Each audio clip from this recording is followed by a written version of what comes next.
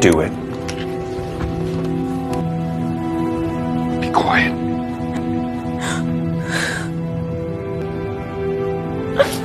What?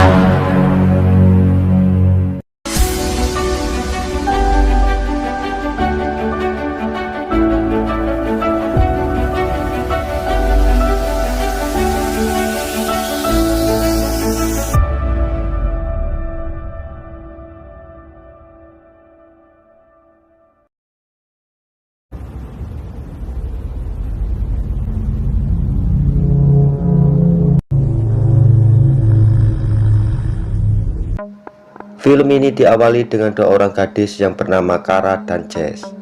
Mereka berdua berencana akan pergi ke rumah danau milik rekannya yang bernama Amber. Sebelum berangkat, Kara diminta oleh ibunya untuk menyiram bunga yang berada di depan rumah. Tak lama kemudian, datanglah seorang pria yang datang menyapa. Dan tanpa menaruh rasa curiga, Kara pun menghampirinya. Lalu tiba-tiba, Can you just hold on to these for me? Oh yeah, sure. Great. If you I'm gonna shoot you.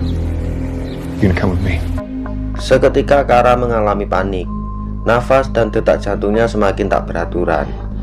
Hingga tibalah mereka di suatu tempat yang sunyi. Si penculik juga mengingatkan kepada Kara agar tidak bertindak bodoh. Ketika penculik itu sedikit lengah, Kara segera keluar dari mobil dan berusaha untuk melarikan diri. Tapi sungguh sial, tak butuh waktu lama penculik itu kembali bisa menangkap Kara.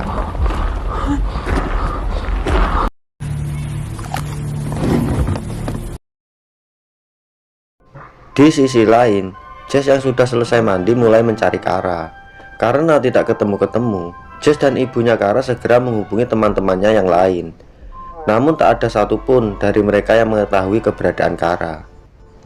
Kini tibalah Kara di rumah si penculik. Pengikat tangan, kaki, dan mulut pun mulai dibuka oleh si penculik. Dan penculik itu mulai menekankan sebuah peraturan, yaitu Kara harus minta izin sebelum bertindak. Dan juga Kara harus menuruti semua kemauan si penculik itu.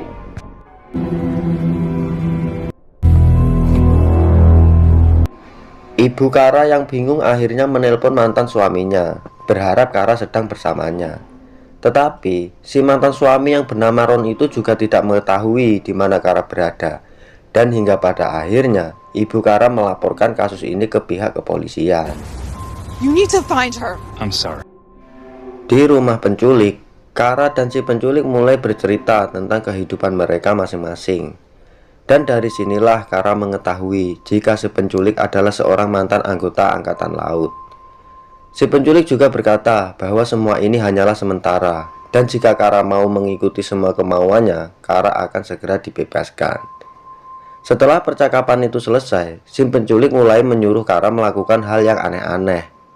Kara juga diajak untuk nonton video futsal bersama.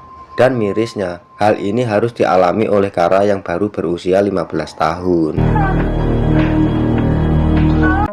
Seiring berjalannya waktu, si penculik terus mengawasi Kara. Bahkan saat Kara sedang pipis pun pintu toiletnya tidak boleh ditutup.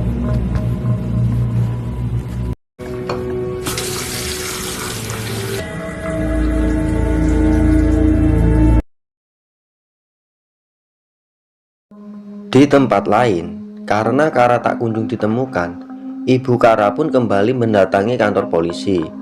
Namun, sayangnya polisi tersebut belum bisa memproses lebih lanjut. Pihak polisi hanya akan menerima laporan dan akan mulai melakukan penyelidikan jika Kara sudah tidak pulang selama 1 kali 24 jam. Dan untuk saat ini, polisi berpikiran mungkin Kara hanya pergi untuk bersenang-senang bersama teman-temannya. Let's see. Wow, not the lead story. Berpindah ke rumah si penculik. Ketika akan tidur, Kara diminta untuk tidur di samping si penculik.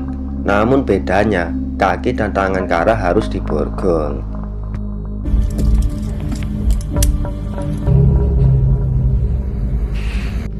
Hingga pada pagi harinya, Kara yang sudah bangun itu melihat si penculik masih tidur pulas di sampingnya. Tak ingin menyia-nyiakan kesempatan, sekuat tenaga Kara berusaha melepaskan borgol dari tempat tidur itu, yang pada akhirnya Kara bisa kabur keluar rumah.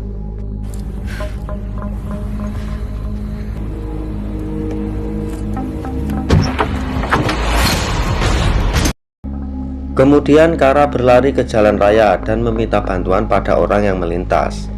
Karena Kara belum mengenali tempat itu, akhirnya Kara meminta untuk diantarkan ke kantor polisi.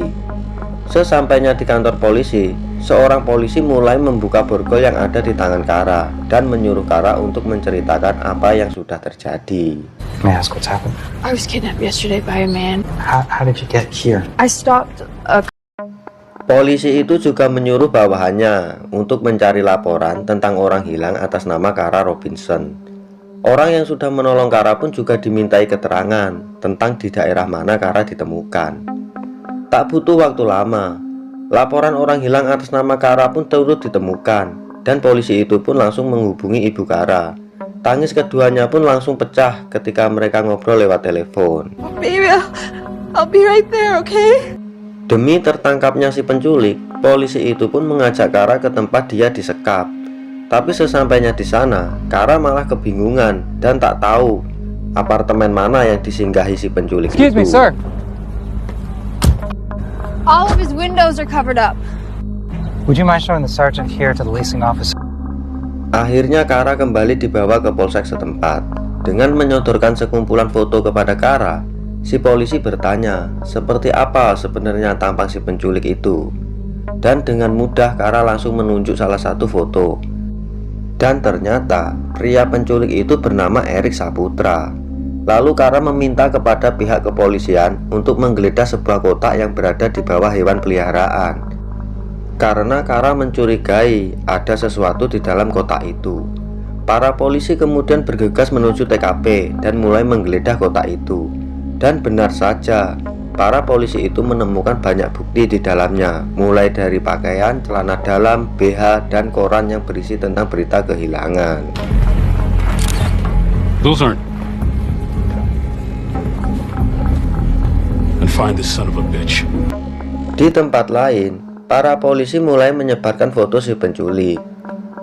2 hari kini telah berlalu. Pihak kepolisian terus menggali keterangan dari kerabat si penculik. Dan salah satu dari mereka mengatakan bahwa belum lama Erik menghubunginya. Dari situ mereka mengetahui keberadaan Erik. Sadar sedang diawasi polisi, Erik pun segera kabur. Dan terjadi kejar-kejaran antara Erik dan para polisi. Dan pada akhirnya Erik pun tersudut. Ketika polisi akan menangkapnya, Erik malah mendiskon umurnya sendiri.